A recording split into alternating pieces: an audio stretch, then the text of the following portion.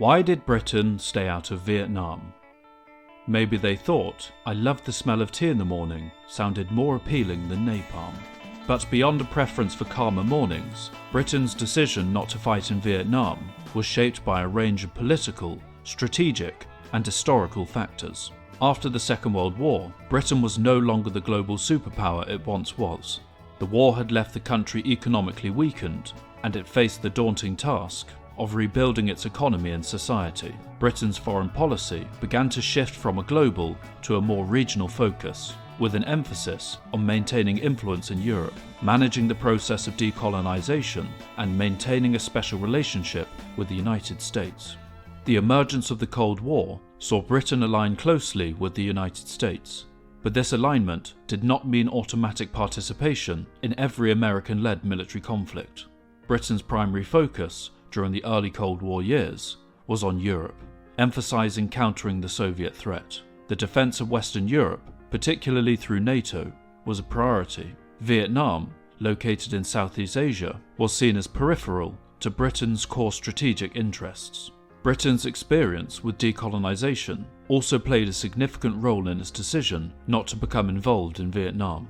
By the time the Vietnam War escalated in the 1960s, Britain had already gone through a series of challenging decolonisation processes, including the partition of India, the Malayan Emergency, and the withdrawal from the Middle East and Africa. These experiences made Britain wary of getting entangled in another protracted and likely unpopular colonial-style conflict. The Malayan Emergency was particularly instructive for British policymakers. While Britain was ultimately successful in defeating the communist insurgency in Malaya, the conflict was long, costly, and politically contentious. The British government recognised the potential parallels between Malaya and Vietnam, and was cautious about getting involved in another conflict that could be perceived as a colonial war, especially one that might not be winnable. Domestic public opinion in Britain was also a critical factor.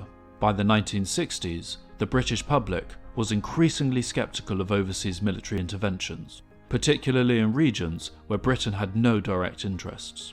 The memory of World War II, the Korean War, and the Suez Crisis had left the British public and political establishment wary of becoming involved in conflicts that could escalate into larger wars or become quagmires. The Labour government, led by Prime Minister Harold Wilson, was particularly sensitive to public opinion. Wilson recognised that supporting the Vietnam War could lead to significant political fallout at home. The Labour Party had a strong left-wing faction that was staunchly opposed to the war, viewing it as an imperialist venture.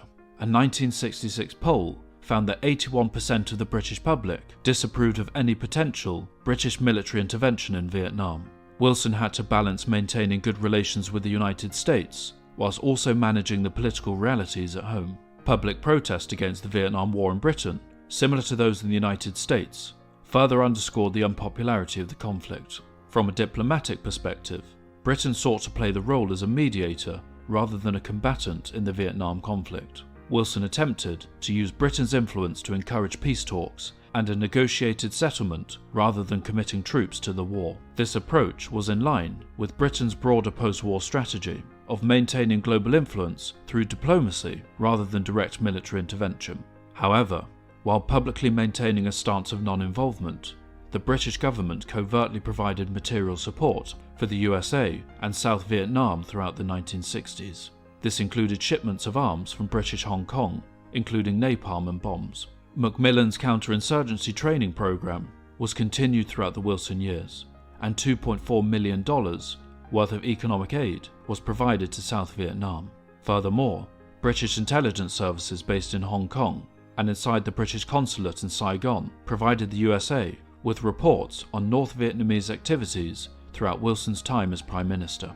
Notably, the British Consul General in North Vietnam between 1967 to 69, Brian Stewart, was a senior member of MI6, underscoring Britain's behind-the-scenes involvement. Strategically, Britain also recognised that the United States did not need British military support in Vietnam. The US had the resources and military capability to conduct the war independently. British involvement would have been largely symbolic and would have carried significant political and economic costs for little strategic gain. To wrap up, Britain did not fight in Vietnam due to a combination of factors, including its post-war focus on Europe, the lessons learned from its experience with decolonization, domestic public opinion, and the diplomatic strategy of promoting peace rather than engaging in military conflict. The British government, under Harold Wilson, carefully navigated the pressures of the Cold War and its relationship with America, ultimately deciding that non-participation was in Britain's best interest.